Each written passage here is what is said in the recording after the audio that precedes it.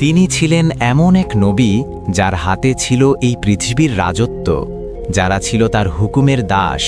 পশু পাখির ভাষাও বুঝতেন তিনি, বাতাসও চলত তার আদেশে, আর জিনজাতি তার নির্দেশে পুনর্নির্মাণ করেছিল বাইতুল আকসা।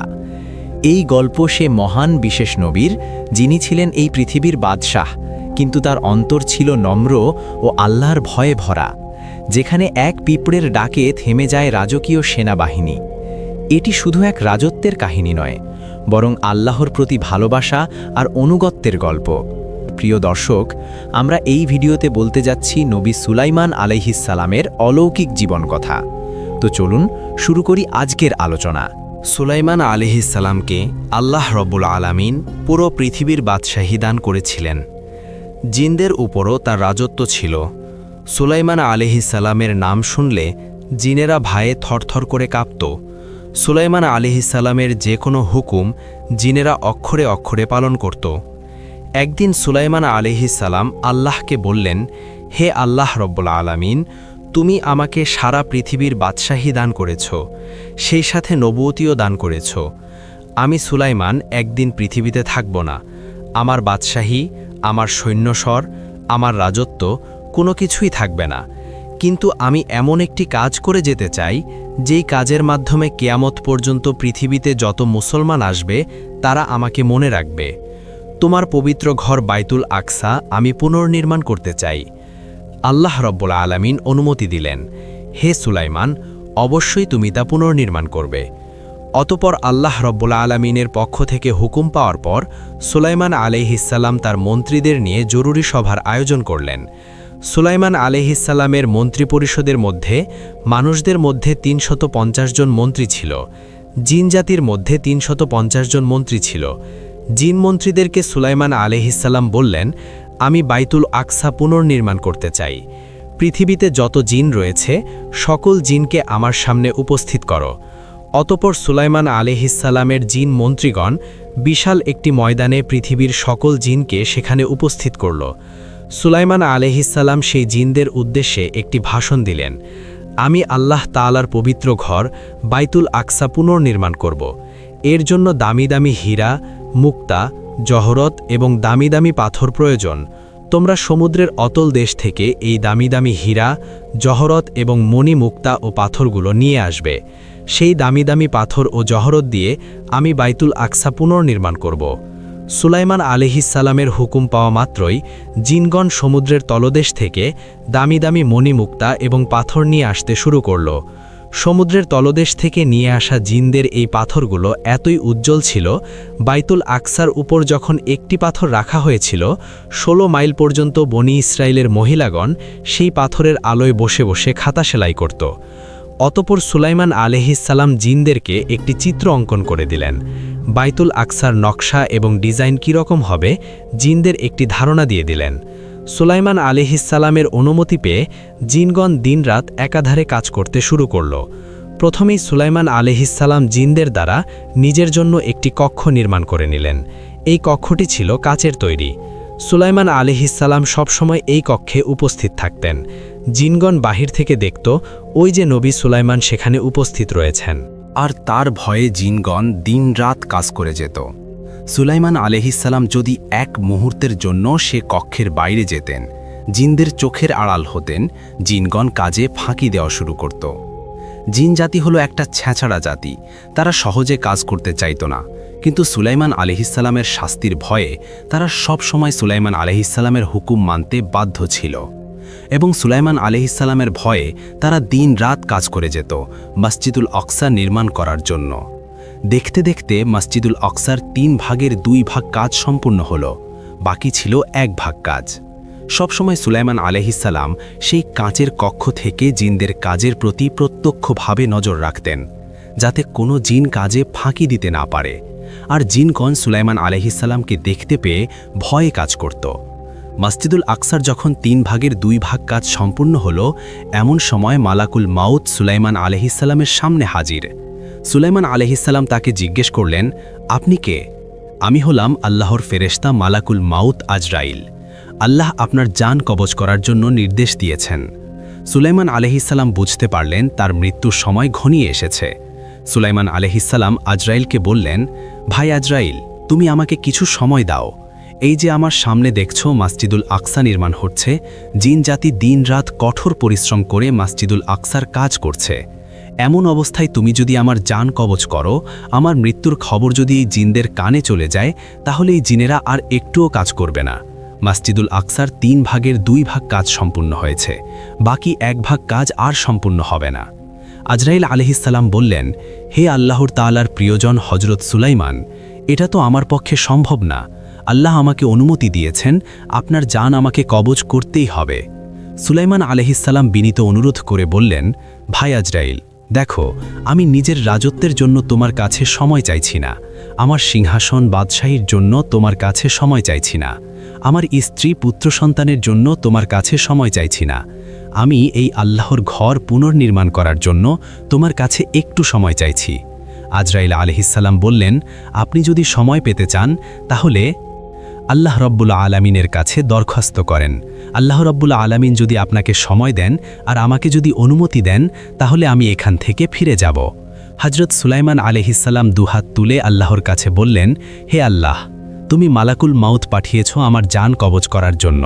এই দুনিয়ার মায়া ছেড়ে আমি তোমার কাছে যাব অবশ্যই, কিন্তু তোমার কাছে আমি কিছু সময় চাই, যাতে এই মসজিদুল আকসা পুনর্নির্মাণ সম্পূর্ণ হয়। এখন যদি আমার জান কবজ হয় আর জিনদের কানে যদি আমার মৃত্যুর খবর চলে যায়, তাহলে এই জিনেরা কাজ বন্ধ করে দেবে, মসজিদুল আকসা পরিপূর্ণভাবে সম্পূর্ণ হবে না। আল্লাহ রব্বুল আলামিন বললেন, হে আমার পয়গম্বর সুলাইমান, পৃথিবী সৃষ্টি থেকে এখন পর্যন্ত আমি কোনো মানুষকে সময় দেইনি। এটা আমার নিয়মের বাইরে, এটা আমার সংবিধানের বাইরে। মালাকুল মৌত একবার যার দরজায় যাবে, তার জান সঙ্গে নিয়ে আসবে, সে কোনো খালি হাতে ফেরত আসবে না। এই পৃথিবীতে কেবল আমি শুধু একজনকেই সময় দেব, সে যদি চায় চিরকাল পৃথিবীতে বেঁচে থাকবে। সে হলো আমার প্রিয় বন্ধু, আমার প্রিয় হাবিব মোহাম্মদ রাসূলুল্লাহ। তার অনুমতি না পাওয়া পর্যন্ত মালাকুল মৌত কখনো তার জান কবজ করবে না। তিনি যদি মালাকুল মৌতকে তার রূহ দিতে রাজি না হন, তাহলে মালাকুল মৌত সেখান থেকে ফিরে আসবে। এই নিয়ম তো শুধু আমার বন্ধুর জন্য, আমার হাবিবের জন্য, আর পৃথিবীর কোনো মানুষের জন্য প্রযোজ্য নয়। সুলাইমান, তোমাকে এখনই মরতে হবে এবং মালাকুল মৌত তোমার জান কবজ করবে। হজরত সুলাইমান আলাইহিসসালাম বললেন, হে আল্লাহ রাব্বুল আলামিন, আমার কোনো আপত্তি নেই, আপনি যা ভালো মনে করেন তাতেই আমি সন্তুষ্ট। তবে আমাকে এটা বলুন, আমার মৃত্যুর পর কি বাইতুল আকসা পুনর্নির্মাণ হবে না? আমার মৃত্যুর পর কি বাইতুল আকসার কাজ সম্পূর্ণ হবে না? আল্লাহ রব্বুল আলামিন বললেন, সুলাইমান, সে দায়িত্ব আমি আল্লাহ নিয়ে নিলাম। আমি আল্লাহ সে দায়িত্ব নিয়ে নিলাম। বাইতুল আকসা তোমার মৃত্যুর পরেও সম্পূর্ণ হবে এবং এই জিন জাতিরাই সেই কাজ সম্পন্ন করবে। তুমি এখন সেই কাচের কক্ষের ভিতর প্রবেশ করো এবং একটা লাঠিতে ভর দিয়ে বাইতুল আকসার দিকে, ওই জিনদের দিকে তাকিয়ে থাকো। হজরত সুলাইমান আলাইহিসসালাম তাই করলেন। সেই কাচের কক্ষের ভিতর প্রবেশ করলেন এবং একটা লাঠিতে ভর দিয়ে জিনদের দিকে তাকিয়ে থাকলেন। অতঃপর মালাকুল মৌত সুলাইমান আলাইহিসসালামের জান কবজ করে নিয়ে গেলেন। সুলাইমান আলাইহিসসালামের মৃত্যু হয়ে গেল। নবীদের একটা বিশেষ মোজেজা ছিল, সকল নবীদের লাশ অক্ষত অবস্থায় থাকে। সুলাইমান আলাইহিসসালাম লাঠিতে ভর দিয়ে সেই জিনদের দিকে তাকিয়ে থাকলেন। জিনেরা মনে করতে লাগল, বাদশাহ সুলাইমান তো আমাদের দিকে দেখছেন, কিছুতেই কাজে ফাঁকি দেওয়া যাবে না, কাজে ফাঁকি দিলে আমাদের কঠিন শাস্তি দিবে। এই ভয়ে জিনেরা দিনরাত কঠোর পরিশ্রম করে বাইতুল আকসার কাজ সম্পন্ন করল। এদিকে একটি ঘুণ পোকা সুলাইমান আলাইহিসসালামের লাঠি খাওয়া শুরু করেছিল। তিল তিল করে সুলাইমান আলাইহিসসালামের লাঠি খেয়ে ফেলছিল। এভাবে দীর্ঘ যখন 1 বছর কেটে গেল, অন্যদিকে বাইতুল আকসার কাজও পরিপূর্ণভাবে সম্পূর্ণ হল। এমন সময়ে সুলাইমান আলাইহিসসালামের লাঠির কিছু অংশ ঘুণ পোকা খেয়ে ফেলল। সঙ্গে সঙ্গে সুলাইমান আলাইহিসসালাম ধপ করে মাটিতে পড়ে গেলেন। এই দৃশ্য দেখে সুলাইমান আলাইহিসসালামের জিন মন্ত্রীগণ দৌড়ে আসলো। কি হয়েছে আমাদের বাদশার? তারা দেখল সুলাইমান আলাইহিসসালাম মৃত্যুবরণ করেছেন এবং যে লাঠিতে ভর দিয়ে দাঁড়িয়েছিলেন সেই লাঠি ঘুনপোকা খেয়ে ফেলেছে। উপস্থিত সমস্ত জিন অবাক হয়ে গেল। তারা চিন্তা করতে লাগল, সুলাইমান আলাইহিসসালামের মৃত্যু হয়তো অনেক আগেই হয়েছে, কিন্তু তিনি দীর্ঘদিন লাঠিতে ভর দিয়ে দাঁড়িয়েছিলেন। জিনেরা তখন সেই লাঠির ওপর পরীক্ষা নিরীক্ষা শুরু করল।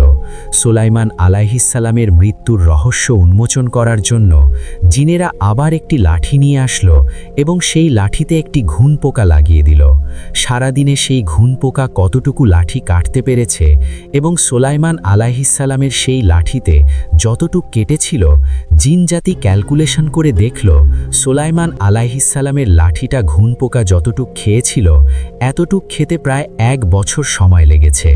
জিনেরা হিসেব বের করে ফেলল, সুলাইমান আলাইহিসসালামের মৃত্যু 1 বছর আগে হয়েছে। তিনি এই লাঠিতে ভর দিয়ে 1 বছর দাঁড়িয়েছিলেন এবং সেই ঘুনপোকা দীর্ঘ 1 বছর ধরে সেই লাঠি খেয়েছে। লাঠি খেয়ে যখন নিচের অংশ শেষ হয়ে গেছে, সুলাইমান আলাইহিসসালাম মাটিতে পড়ে গেছেন। বাইতুল আকসা নির্মাণের সূচনা শুরু হয়েছিল ইয়াকুব আলাইহিসসালামের হাত ধরে। ইয়াকুব আলাইহিসসালাম তখনও নবুয়ত পাননি। তিনি ফিলিস্তিনের পূর্ব প্রান্তর থেকে যখন হারানের দিকে রওনা দিলেন, দিন শেষে যখন সন্ধ্যা হয়ে আসলো, তিনি একটি জায়গায় তাঁবু টাঙালেন রাত্রি যাপনের জন্য। একটি পাথরের ওপর মাথা দিয়ে তিনি শুয়ে পড়লেন। রাত্রেবেলা তিনি স্বপ্নে দেখলেন তিনি যেই পাথর মাথায় দিয়ে শুয়ে আছেন সেই পাথরের কাছ থেকে আসমান বরাবর একটি সিঁড়ি উঠে গেছে এবং সেই সিঁড়ি দিয়ে ফেরেশতাগণ নামা ওঠা করছে। সঙ্গে সঙ্গে আল্লাহ রাব্বুল আলামিন ডেকে বললেন, হে ইয়াকুব, তোমাকে আমি নবী বলে ঘোষণা করিলাম। আজ থেকে তুমি আমার রিসালত প্রাপ্ত পয়গাম্বর। হযরত ইয়াকুব আলাইহিওয়াসসালাম যখন সকালবেলা ঘুম থেকে উঠলেন, তিনি সেই পাথরটা চিহ্নিত করার জন্য পাথরের ওপর তেল ঢেলে দিলেন এবং তিনি বললেন, ভবিষ্যতে আমি কোনোদিন এই জায়গায় পুনরায় আসি তাহলে এখানে একটি মসজিদ নির্মাণ করব, আর সেই মসজিদের নাম হবে বাইতুল আকসা। এই বাইতুল আকসা হল মুসলমানদের প্রথম কেবলা।